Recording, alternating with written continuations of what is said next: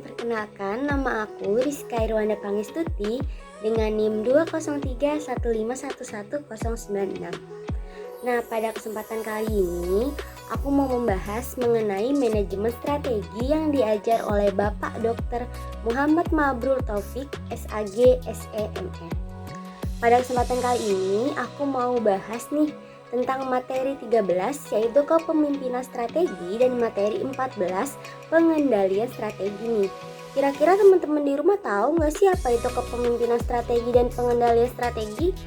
Nah, kalau nggak tahu kepoin aja ya video aku akan bahas terlebih dahulu nih sebelumnya mengenai pertemuan 13 dahulu ya, yaitu kepemimpinan strategi. Kepemimpinan strategi itu apa sih? Ada yang tahu nggak sih teman-teman di rumah? Nah, kalau nggak tahu, aku akan bahas ya.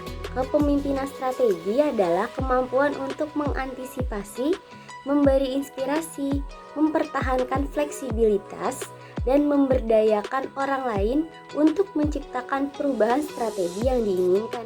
Nah, sekarang aku bakal kasih tahu nih ke kalian, kenapa sih kepemimpinan strategi itu perlu dikembangkan? Alasannya karena pertama, kepemimpinan strategi merupakan syarat bagi sukses tidaknya suatu strategi nih teman-teman.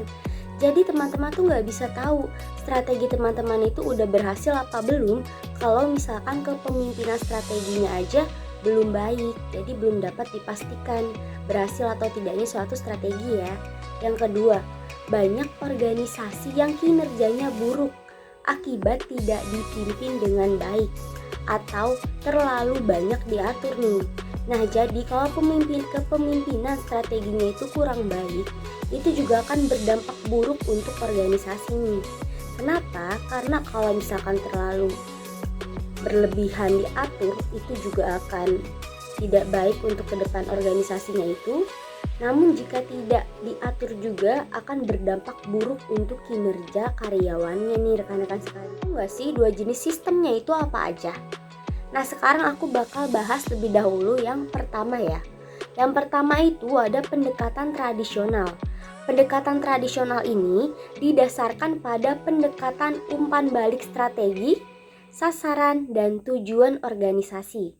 Hanya sedikit berubah atau bahkan tidak ada perubahan sama sekali sampai batas waktu yang ditentukan nih. Yang kedua, pendekatan kontemporer.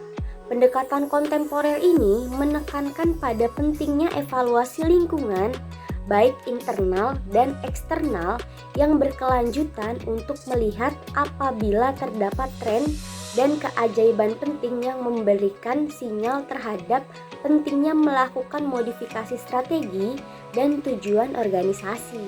Kepemimpinan strategi yang efektif adalah dasar untuk keberhasilan proses manajemen strategi. Kepemimpinan yang strategi itu, yang pertama, mampu membentuk visi dan misi. Kedua, memfasilitasi perumusan strategi dan implementasi. 3. Kebutuhan untuk mencapai daya saing. 4. Mampu membuat perbedaan dalam performa suatu organisasi. Kepemimpinan mencakup dua aksi.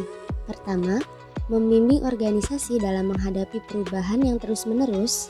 Kedua, menawarkan keahlian manajemen untuk mengatasi perubahan yang terus-menerus tersebut nih. Pelaksanaan kepemimpinan yang efektif.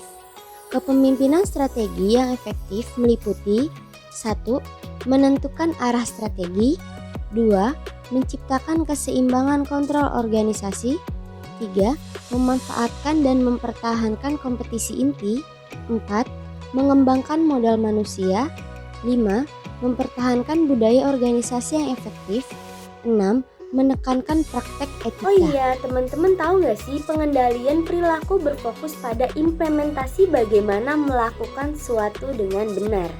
Implementasi strategi yang efektif membutuhkan 3 kunci pengendalian nih teman-teman.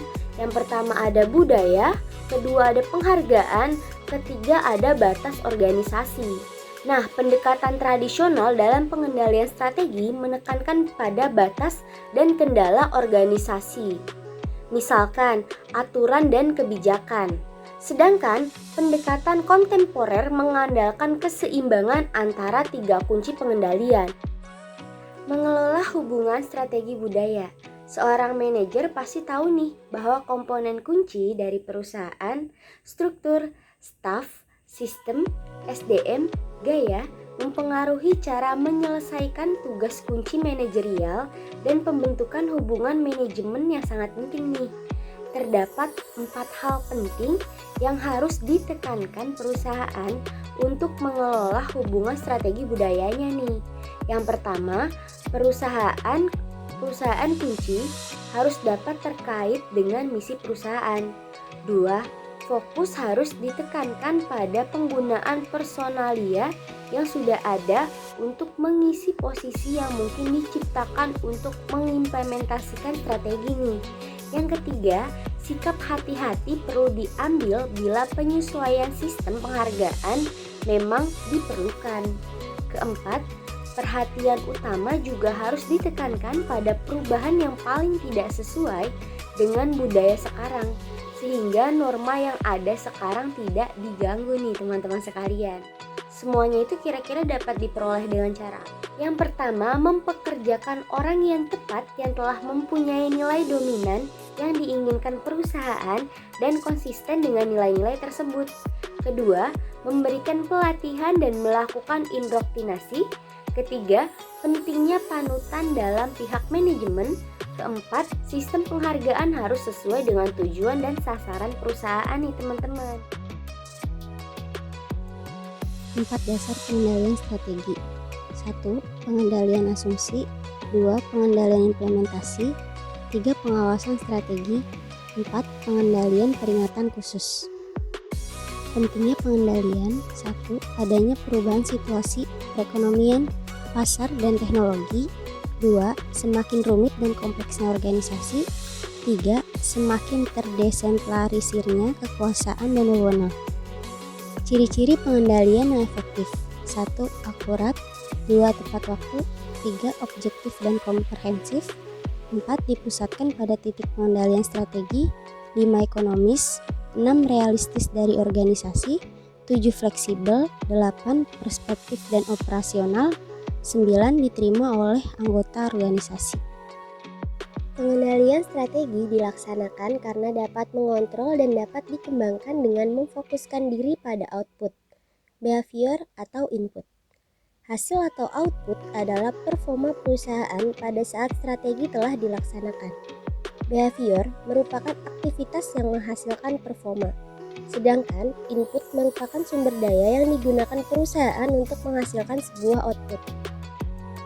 Pengendalian strategi diperlukan untuk menghasilkan umpan balik yang diperlukan. Ada 3 elemen yang perlu diawasi dan kontrol dalam pengendalian strategi. Ketiga elemen tersebut meliputi lingkungan makro, lingkungan industri, dan operasional perusahaan. Berdasarkan subjeknya, jenis pengendalian dibagi menjadi 2 bagian. 1. Pengendalian intern, yaitu pengendalian yang dilakukan khusus ditujukan pada pelaku-pelaku dari fungsi-fungsi yang berada di luar organisasi. 2. Pengendalian ekstern, yaitu pengendalian yang dilakukan khusus ditujukan pada subjek atau faktor-faktor dan fungsi-fungsi yang berada di luar organisasi. Pengendalian dilihat dari objeknya dibagi menjadi 2 bagian. 1. Pengendalian administratif, yaitu pengendalian pada bidang atau bagian pekerjaan yang fungsinya dikategorikan sebagai tugas administrasi dalam suatu organisasi, misalnya pada bagian keuangan, bagian personalia. 2. Pengendalian operatif, yaitu pengendalian yang dilakukan pada bidang atau bagian yang fungsinya melaksanakan pekerjaan operatif dalam suatu organisasi, misalnya bagian pabrik, bagian pemasaran, maintenance, dan lain-lain. Kira-kira pemaparan materi aku tadi udah cukup jelas atau belum ya? Kira-kira gimana ya teman-teman? Kalau misalkan masih kepo-kepo nih bisa komen-komen di bawah, nanti aku bakal ulik lagi materinya ya. Buat teman-teman yang udah nonton, makasih. Sekian pembahasan dari aku. Wassalamualaikum warahmatullahi wabarakatuh. Bye-bye. Maaf ya kalau misalkan masih ada salah-salah katanya.